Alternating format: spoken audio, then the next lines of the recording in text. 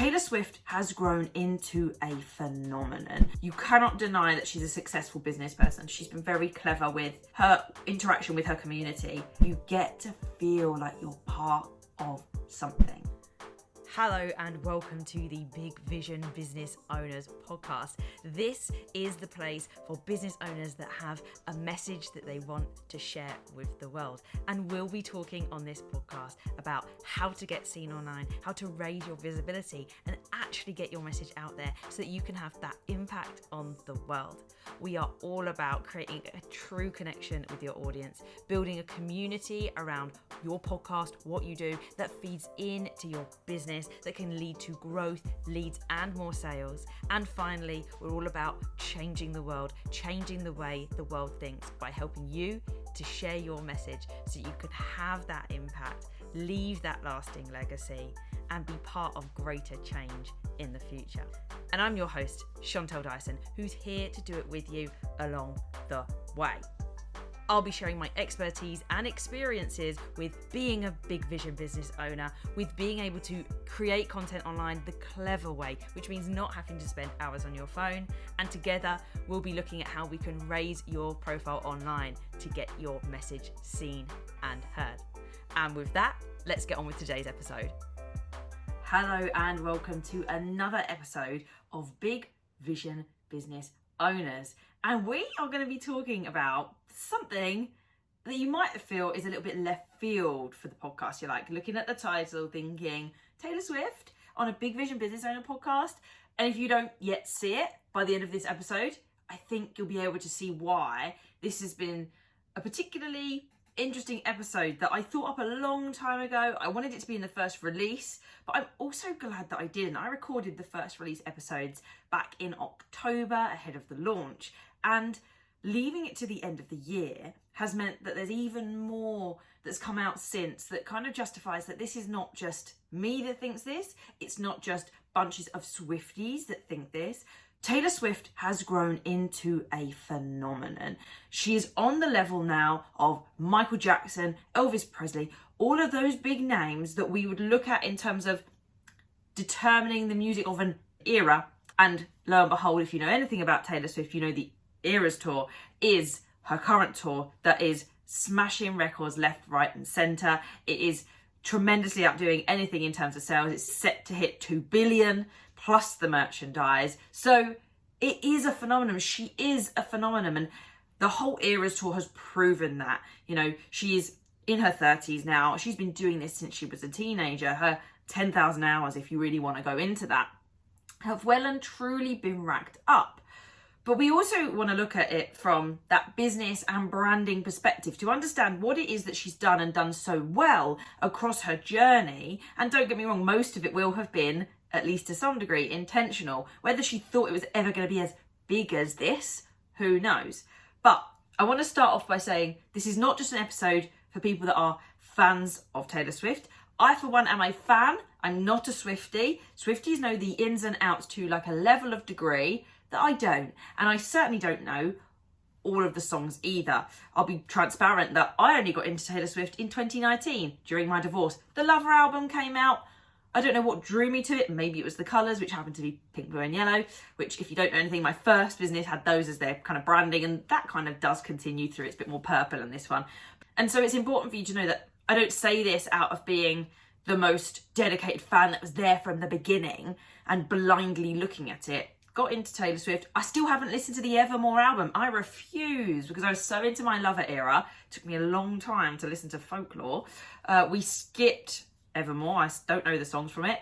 And I've listened to Midnights. I haven't gone back to the re-records very much at all. So I don't know that back catalogue. So I don't know loads. But what I have been fascinated by is all of the different things that she's achieving, the way that she has been able to sustain that for a long time, and how has she managed to do that. And I've looked at other groups that I'm interested in that I go, well, hang on, I was listening to them back in 2009. Like, how has this happened? Why does this work?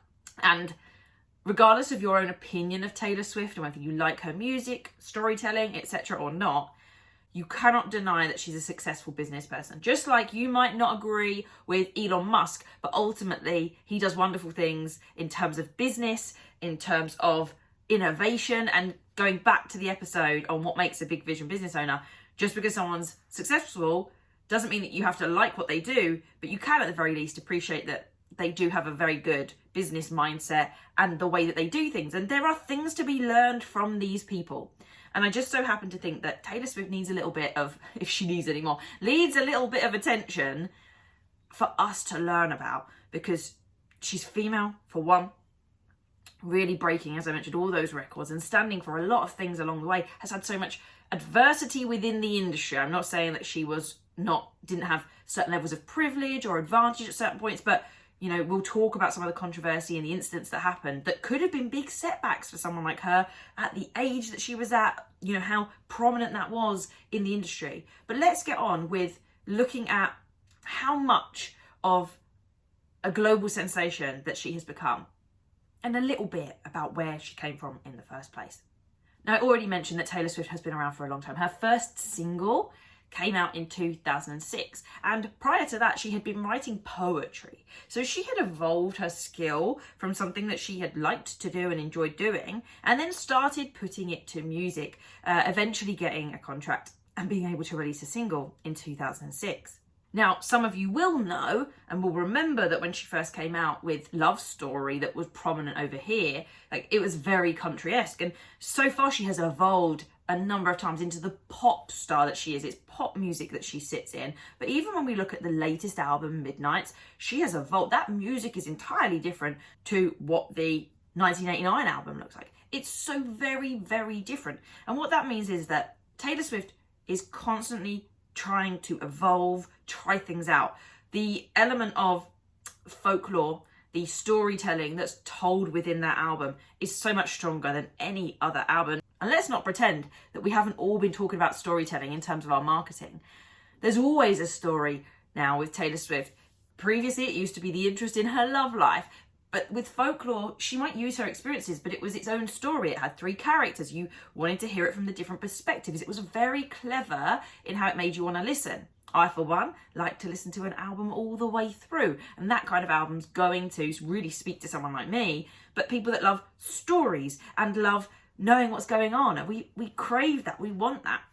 And whilst Taylor Swift is very good at being private, she's also very good at being cleverly public. And she tells certain elements or allows certain pieces of information to go out, and then has these songs that create a narrative around that. Though for a long time we were considering that the Style song, which is about Harry Styles, was basically him in the clear because there wasn't too much else to be said about their relationship. It wasn't that bad. But when it comes to then another song being released out of the vault, which was Is It Over Now, it tells a slightly different story to what went on in her experience. And maybe at the time she didn't feel that she needed or wanted to tell that story. Maybe it was because she knew it would cause more attention. Whereas now, re-recording an album that came out years ago and doing it then, it's a bit like when we tell the stories online. I don't openly tell the divorce story when the divorce was happening. I don't tell the story of things being difficult right at the moment they're difficult in business, because I have to get through them unless I feel there's a reason to tell that story then and get support then. Ultimately, that's still my private life. So having this clear balance between what's private life and what's worth telling a story in is something we can learn from Taylor Swift. But storytelling in general has become something that Taylor has developed in her albums and is a common through line for what she does in her albums to keep people listening and keep people wanting to know more, because you want to, once you're in a story, you want to know the end. You know, there's nothing more frustrating than when they do a first season of something, tease that there's going to be a second, and it never gets commissioned. I feel that way about the Girl with the Dragon Tattoo series of films with Daniel Craig in and Rooney Mara, which never got to its second film and beyond, which was upsetting. So I feel like that's not done. I could read the books, I could read the Swedish versions, I could watch the Swedish versions. I don't really want to. So once you're in this kind of Taylor Swift river, you're part of this whole journey that just, it's never ending. And whilst I've skipped an album, I'm still up with knowing what's going on. But the other thing that goes alongside that is that Taylor Swift has always involved her fans. So jump back, I remember being at school, and one day at school, I can't remember the exacts of this, but I know that I ended up looking and seeing this, but we had a few strong Swifties. It was an all-girls school, what do you expect? We had a few strong early Swifties. They were the early adopters of their time. And they very much were into Taylor Swift and the whole realm. And Taylor Swift has been doing things magically always. It's just whether it's been relevant to you, paid attention, whether you've known that that's the kind of depth that she goes to. But one of the girls in our year group used to like DM Taylor Swift and would get responses. And it also meant that she would also, whether she got information from Taylor Swift early or she was just one of those fans that, I don't know, was on Reddit and managed to get all the information. She used to, when the opportunity came up, when Taylor Swift was in London, she would try to go and see her at hotels, at shops. And it turned into one day that she was in outlets. She was in the Daily Mail, she was in OK magazines, shopping with Taylor Swift. And Taylor very much encouraged that. It was supported. She wanted these friendships with the fans to a certain degree. She had to maintain safety, but she's always done these things to get people involved. And I saw that firsthand through these pictures of this person that was in my year group and then was in the paper or in online, like, oh wow, okay, that's cool, interesting. And, you know, Taylor was on her up then. She wasn't as big as she was now. I don't know how far she'd do that now because of the global sensation that she is. But we've seen through the years that she has surprised people at weddings when it's been convenient. She has kept that relationship up. She does still comment on people's social media or do certain DMs at certain points. Now, you can only imagine the number of interactions and requests for communication she gets nowadays. It's not quite as simple as when she was growing. That was all payoff for now, because it showed that she cared about them early on, and it kind of bought their trust in some way. Not that I think she was buying it. I genuinely think she cares about those people, and it's created this sense of family around what she does, with her at the centre, which is the only thing that I would say from a business perspective is slightly out of kilter. The Taylor Swift world doesn't exist without Taylor Swift at the centre. So going forwards, like if she ever retires or if she passed away in the future one day, that will happen, you've got that element of there's nothing to continue it. Don't get me wrong. Things about Elvis Presley, Marilyn Monroe still sell, and there is a legacy to it to some degree. But how far does that go? Elvis will slowly phase out. That won't be such a reference. We'll have it as like a key bit. So it's interesting to look at that, unless we go down the hologram route, who knows. But we've got this idea of her public perception, her interaction with the fans, which we can also learn from.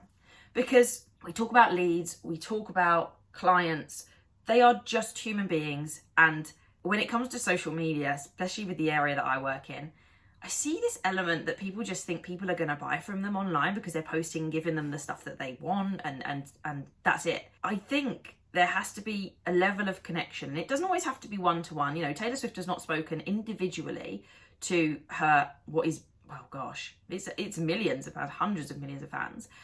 But she is able to, she has taken the opportunity in the early days in particular to speak to some of the individuals in her community. And that has allowed her community to feel that they matter to her, that there is an opportunity that they will get to speak to her one day. And that's what matters, particularly at the start when you're small. I have no idea how she was thinking. Did she ever think she would get to this level? Maybe she aspired to this level. Maybe it's something that you dream about. Focusing in on the people that are around you at the start that are there to support you. So what is it that they want? What is it that's going to serve them? Whilst not forgetting that you can keep innovating and pushing forwards, but giving them something to really care about. If you don't already know, Taylor Swift is very good with what we call Easter eggs. Black Mirror is also very good for this. But there are little hints and references back to other songs or little teasers within each of them. And if you didn't look at the Midnight's campaign, there was so much promotion around that, and telephone calls and numbers and things that were being said in those videos that allowed the community to get involved. So that's how she does that en masse now, is rather than it being one-to-one, there's ways to be involved with Taylor's world and to predict what's going to happen, to be part of the game, be part of the story. When it was the vault tracks being unlocked, she had a whole Google thing where as a collective, we had to break a certain number of puzzles within a certain time, and that would then unlock the vault song. So all of this creates excitement and anticipation, and like you're part of something. You get to be part of it, even though you're not meeting Taylor Swift, you're not talking to anybody necessarily in the Taylor Swift world, but you get to feel like you're part of something. And she's incredibly good at that. Her brand strategy on social media for these teasers, for keeping things authentic and simple, are there. And we can learn from just doing it in an authentic way and remembering that from a business perspective, social media is social. You should be talking to people in your DMs, particularly when you've got less than 1,000 followers, less than 5,000 followers. You're not getting that many DMs. Actually read posts of people that you interact with. Actually comment on stuff, reply back to messages, encourage conversation. Come up with ways to be different to the people around you, because I tell you now, hardly anyone DMs that from a business perspective that creates conversation. I could be clients for a number of people, but I'm a person of brand loyalty. I will repeatedly buy from brands that I believe in, trust in. And whilst a brand necessarily hasn't got to know me, but Gusto do the same. I think Gusto is a fantastic brand for the way that it keeps you kind of feeling loved. They're doing it en masse. They're not DMing me, but they're giving you little bonuses with their partnerships that they give. They're giving you cheeky little extra discounts every now and then. They're giving you a great referral scheme. So when you refer someone, you get £20 off your next box, which is like half a box. You know, they've got great things in place to help there. There's plenty of other brands I could talk about, which I won't talk about now because I'm talking about Taylor Swift. But it has to be understood that she's been very clever with and intentional with her interaction with her community and showing that matters to her. And the community have taken that and they've made it their own. They support her by chiming things back at concerts or by having the friendship bracelets that get encouraged. And that takes its own level. It takes it to its own form that Taylor Swift didn't necessarily dictate. It's just the way that the community has evolved and what it stands for. Now, it hasn't all been plain sailing for Taylor Swift. We can look at her childhood and see that there was general privilege involved, you know, middle-class background, I believe, off the top of my head. Not too much adversity in that sense. That doesn't mean that along the business journey there haven't been setbacks. And if you've ever watched the documentary on Netflix, Miss Americana, it opens with her not getting the award that she really wanted for the album. Her manager basically says, you didn't win anything. She's like, I've just got to make a bit of music. You can see she's frustrated by this because the answer's a very quick response to being upset. It's a shove it along and move on. But really, you can see that this mattered to her and it didn't get the accolades that she was after. And so she takes that and does write another album. She realises she's got to make better music. But this isn't just the only controversy. We've got the Kanye West incident when at the 2009 VMAs, Taylor Swift was accepted her award for Best Video from a Female Artist. She was 19 years old at the time. Her first single came out in 2006. This was 2009. So from that high exposure in the industry, you know, she's at that level now, the VMA, she's getting that attention. So, but she's early in her career. She's 19. Think about your children. Think about people that you know in your family that are 19. Think about when you were 19. To be publicly interrupted whilst accepting your award, the award of the night, you could argue, your award. Kanye West, a 32-year-old man, comes up on stage, removes the microphone from your hand, says, well done, but I don't think you should have won it. Are you kidding me? To a 19-year-old, we wouldn't do that. You shouldn't do that to anyone, but let alone a teenager that is getting their break, is being seen online. And you can see she's shocked by what's happening. And in interviews after, she was saying, I thought he was coming up to do some sort of congratulations. And I was actually quite shocked. And this has led to a spat that has lasted a long time. I don't think it's unnecessary that Taylor Swift hold that to. She's 19. No one should be treating you like that. Certainly not someone that's established in the industry shouldn't be feeling like they're threatened by a 19-year-old. And what does your opinion matter? She was accepting Best Video for Female Artist, and he comes up and says, I think Beyonce did it better. And there were ongoings further to that when Kanye West years later released a song in which he mentioned Taylor Swift, called her a swear word, and there was this whole section where he had said he called her and told her, and then released part of the conversation where it sounded like she did know that she was being mentioned in this song. But as she came back with in a kind of press release, she said, in what part of that recording am I told that I'm insulted with the word that was used? And it turns out that the full conversation eventually came out, and she wasn't. She was told she was being referred to in it, but not in a derogatory way. She's very good with PR. She's always been able to keep her cool in front of the screen. Imagine if that happened to any of us. If someone had come up, we'd be devastated there and then. We'd possibly end up in tears. And in interviews after, if someone was asking me, you could get anger. I just wouldn't want to talk. That's my style. I wouldn't want to talk about it. And she's taken things like that on the chin and dealt with them, especially at 19 years old. Tries to stay at contrary. There's been other spats with people as well, but I think the biggest one we have to talk about is the Scooter Braun incident, which is the most recent really of them all, which is where Scooter Braun managed to get access to Taylor Swift's rights to her music. She was not given those. It was not part of her contract that she had the rights to her own music, and she never got the opportunity to buy them. The people that did own it prior to Scooter Braun obtaining them didn't offer them to her. They sold it to Scooter Braun, and he was receiving finances from that. She was a bit stuck. It looked like she was in big trouble. And when she shared this on Twitter, she got a response from another celebrity, Kelly Clarkson, who said, go away and re-record them, exactly as they are. And there are further reports where Kelly would see her in person and say, like, you need to go do this. And she would say, well, why would I want to go do that again? Like, that's such a slog. But it has allowed her to reclaim her music again. She now owns a re-recorded version of all of her tracks. Many radio stations will not play the old versions out of that whole moral compass. She has been able to bring it back and have that ownership herself. And they're all Taylor's versions now. We've got a couple of albums to go at the time of recording this podcast episode. She's still got a couple of albums outstanding. But otherwise, from Lover onwards, her music was all hers. She's gone back and done a few, and there's just a couple more to go. And she's not afraid to kind of stand up to these, what we would call, bigger names, bigger voices. You could even call partly like a bully dynamic of, a David and Goliath, is that right? Or Jack and the Beanstalk. The bigger person who's got maybe more power. She is able to, thankfully, because she's got resources, stand up to those people, and she's not afraid to.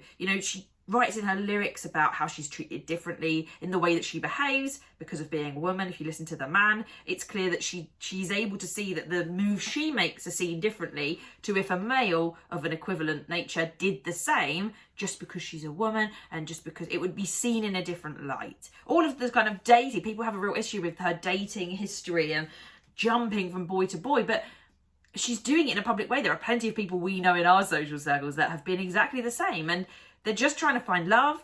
Maybe they aren't doing it in quite the right ways. Maybe they've got healing to do. That's part of the human process. And it doesn't surprise me that it's taken to her to get to her 30s. Well, she was in the late 20s, actually, when she was with Joe Alwyn, her previous boyfriend, where she kind of settled. But we know from the Midnight's album that it wasn't going the way she wanted it to.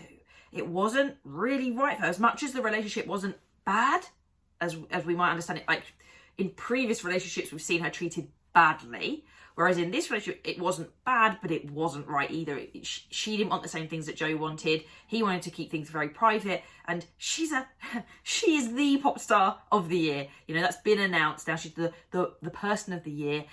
You're not going to be able to stay out the spotlight. So now that she's found new boyfriend, Travis Kelce, who is also a basketball player, doesn't mind the limelight and is able to come on that journey with her, that compatibility in that relationship's going to last her so much better. And whilst that's her private life, it's the way that she's able to manage her stardom. And she's not afraid to share that bit now. She does it in her way. She realises it's part and parcel of the package, and she kind of gets to take ownership of it by making it part of her story. So all of these setbacks, all of these things that she's starting to stand for, we also see in the Miss Americana documentary when she starts to want to get into politics. You can hear off screen that some sort of manager, someone involved is saying, we've stayed out of politics for years, for 12 years, like, we don't want to do this, we don't want to go down this. And her dad is worried for her safety. But you see Taylor Swift's passion for, I'm not worried, I need to stand up for this. It's to do with politics and someone getting elected in her area, and she just doesn't believe this person is portraying themselves as Christian values, and she's really upset by that because she feels that that's what she stands for too, yet what he's advocating for or not advocating for, particularly with women's rights, she just doesn't feel it's right that he's using this wording of Christian values for then not supporting people in the right way, and she feels that she wants to speak out. And the managers are saying, I don't know if this is a good idea, and she does go ahead with it, and she speaks out about it and uses her platform for good. Whether it has the impact she wants or not, she still uses that and isn't then afraid to speak her mind. And this comes with the graduation of her going from being a 16-year-old to now being in her mid to late 20s into 30s. You care less. And I think in the online space, and we all have this graduation because a lot of us are pitching ourselves online, and I've been doing podcasting for 2.5 years. So when I was creating videos back in April 2021, and even before that, during COVID, I was doing sort of educational videos.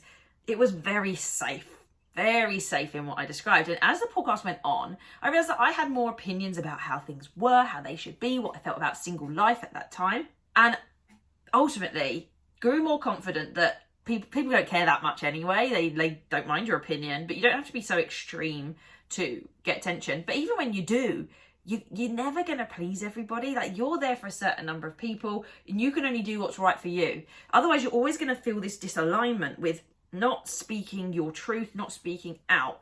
And it can be difficult when we're dealing with controversial topics. You know, I will talk about these at brunches in particular. There's a time and a place to make sure it's done in the right way, because there's always nuance in every situation.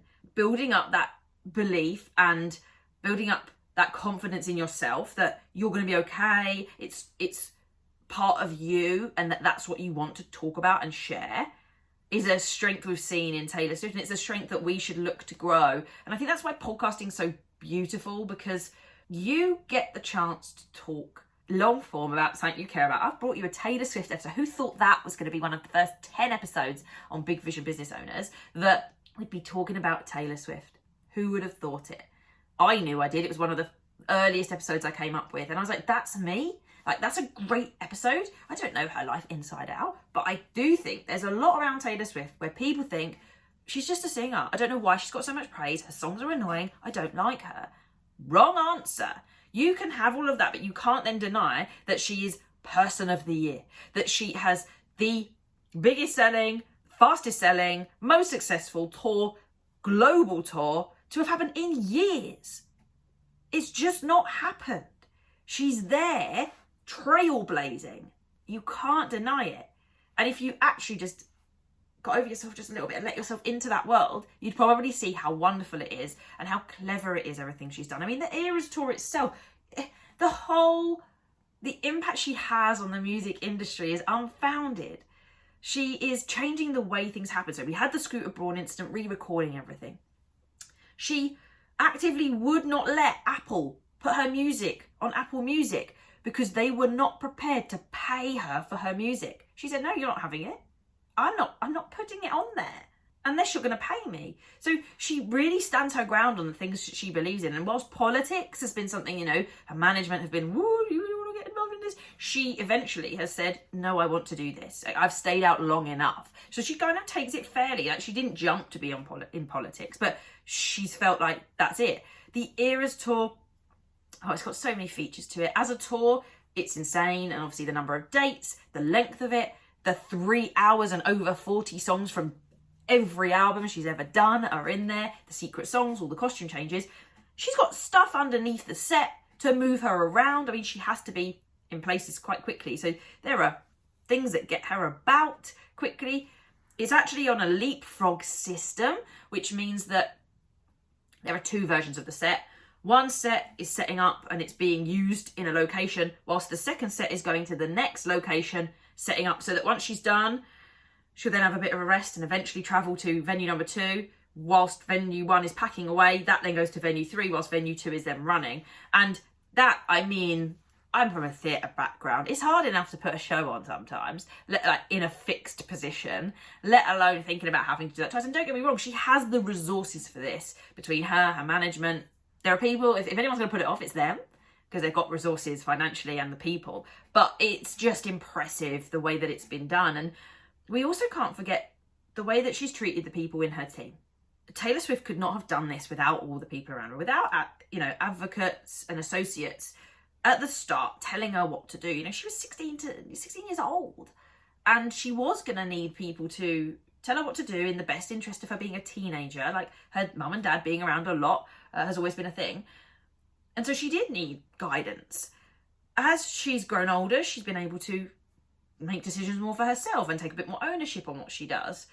But she does look after the people around her, and it can't be overlooked. So when we look at the Eras tour, a big headline came out not long ago that told of the $100,000 bonus that she had given to her truck drivers. To her 50 truck drivers that are involved in that, she gave them $100,000 bonus each. And that didn't stop there. The report from US news outlet People also stated that she had given around $55 million away in total to her team, the crew, her dancers, etc. And that, you can say, well, does she need to do that? Isn't that flashy? I don't see that way at all. That we know the Eras Tour has done so well. It's grossed so much money. And don't even get me started on the cinema, which I'll touch on in a moment. She's not forgetting that she's not the only person in this process. Obviously, they're getting paid some sort of wage to do it. And I imagine for a touring situation, it's not a bad wage. I have no idea. But to then go, let's share the bonuses. Let's that profit that's coming in, those billions of dollars being made. I'd like to think she realises she can't spend that amount of money. It's impossible. We know the concept of a billionaire doesn't make sense. And so, it can go back in the system through taxes, and then you're still left with a ton of money that you were like, what do I do with this? Billion is such an incomprehensible amount of money. You don't need it. So then to go, you know what, I'm going to treat all the people around me and have a significant impact by giving them this much money and giving all these bonuses out. Incredible. It makes you realise that she, values those people. Even without the money, I'm sure she valued the people. But to do that, people were making comments about how it's so much money that she's making. Yeah, she's giving most of it away. Or giving a lot of it away. I don't know how most counts, but she's giving a significant chunk of it away. She didn't have to. And I think that's where, when we think of big vision business owners, they innovate, which we've seen Taylor Swift to do. She's stood by her values, which is incredible. As I say, the only thing that I don't quite see is when she is the centre of it, how can you continue it beyond that? And it will be a bit of a sort of music icon kind of progression. Things will carry on without her here, but it can't last forever. Although Elvis impersonators are still going. But keeping the people around you, appreciating them and valuing them is incredibly important. The last thing, continue her innovation, is the cinema. So she created the film version of the Eras Tour, had it recorded on a number of nights, put it together, and skipped the middleman out. She skipped the LA studios, of which the LA studios are furious because they've missed out on the money there. But she's taken that and gone straight to the cinemas and had a direct agreement with AMC Theatres as to how it gets distributed. I don't know if she has a thing about the studios. Maybe there's a reason behind that, because they are a middleman, essentially. They're making money just through literally being the person that talks to the people that have created the film and the cinemas. But she just went there directly, which is always the quickest way to not lose money on the way. And she got a bigger cut. I think AMC Theatres got a bigger cut than they normally would have, because there was more money to deal with. So, she doesn't just change her own industry. She's jumping into politics. She's looking at the film industry there, which obviously some people are not impressed with. But she is holding that value of, well, why do we have to do it that way? Why does it have to be done that way? So I hope you've enjoyed this 30-minute conversation about Taylor Swift, and it's given you a little bit about what she's done in terms of community and in terms of her branding, what she stands for, how she's taken people along with her. It's incredible. And I know that it won't solely be her own ideas. There will be plenty of people that have advised her, that have been involved in the process of building the brand that is Taylor Swift. She's not just a singer. She is a phenomenon, is a word I've used a number of times. And she is at that level. She's at that global sensation, whether you like her or not, or like that she's made it that high or not. There is nobody above her at this point. Her entrepreneurial ventures cannot be overlooked just because she's a pop singer, just because she's a woman. There is intention to what she's done. The training she's done for the Eras Tour, which she hasn't done for many other tours, but she knew she had to be disciplined. 6 months of training, early dance training. Like, she's dedicated and committed to her passion, something that she's good at, something that people pay for, that does good in the world. Those albums have helped people through. And I felt like it was important, as a bit of a passion of mine, an interest of mine, and a crossover with the podcast, to share that. You don't have to like Taylor Swift, but you should appreciate that she has so much to her that we can look at and take from.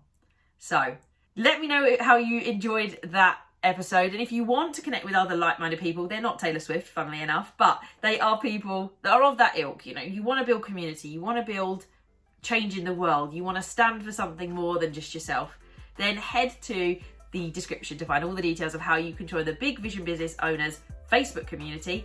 Or you can join us at one of our events for looking at how to create content and be strategic in what you do. So let's keep changing the way the world thinks, one podcast at a time, and I'll see you next time.